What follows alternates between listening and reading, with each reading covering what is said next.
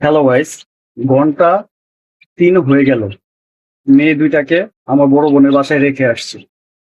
মেয়ে দুইটা তো বাসা আসার জন্য অনেক কান্নাকাটি করছে। তারপর ওই বাসায় আমাদের দাওয়াত দিচ্ছে। তাই ভাবলাম যে ওই বাসায় যাব, তারপরে ওই বাসা থেকে বেরিয়ে মেয়েদেরকে নিয়ে চলে আসবো। আর এইখানে মেয়ে কান্নাকাটি করুক আর যাই করুক, আমার বউর কিন্তু সাজুকাজু আর শেষ হয় না। কি বলবো বলেন? আমার মতো পরিস্থিতিতে যারা পড়েন তারাই শুধু এই কষ্টগুলা বুঝতে পারবেন, বুঝছেন? আবার বলে যে আমি সাচ্ছেন। গাইস, আমি আপনাদেরকে দেখাইতাছি কি সাজা পাই না সাজছেন। না, সাজা বলে না। আর ওইখানে যে আমার মেয়ে দুইটা যে কান্না করতেছে, এইদিকে খেয়াল নাই। আমি চাইলে কিন্তু ওকে ছাড়াই যাইতে পারি। গাইস শুনেন, আমি রেডি হয়েছি আরো 1 ঘন্টা আগে, কিন্তু এই লোকটা ঘুমায় আসছিল, মুরগির খাবার দিছে, কিন্তু ওনার রেডি হওয়া হয় না।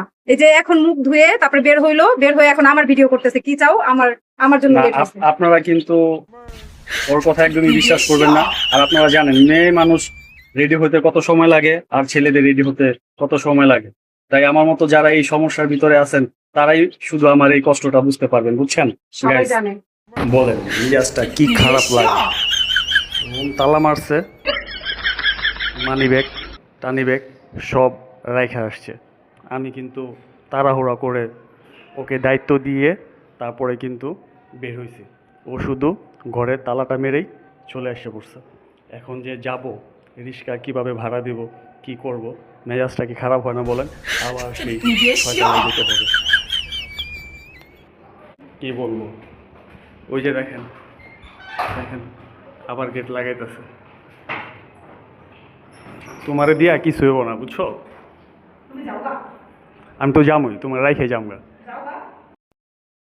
আজকে প্রচন্ড রোদ, এই রোদ্রের ভিতরে কেউ বের হয়?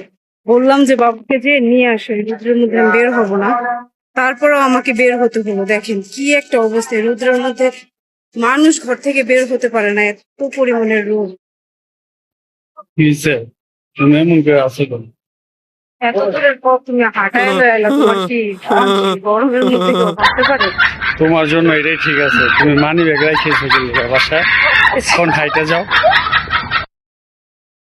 ঠিক আছে, সমস্যা নাই, দেখা যাবে পরে। এখন গাইস, আমার বউ কত লোভী বুঝছেন? ওরে হাঁটায় নিয়ে আসছি দেখা, আমার কিছু নাই দেখা ও বলে এই যে এরকম গাড়ি কবে আমাদের হবে। গাইস বলেন এত লোভ করা কি ভালো? দেখুন তাও তো তোমাকে বলি নাই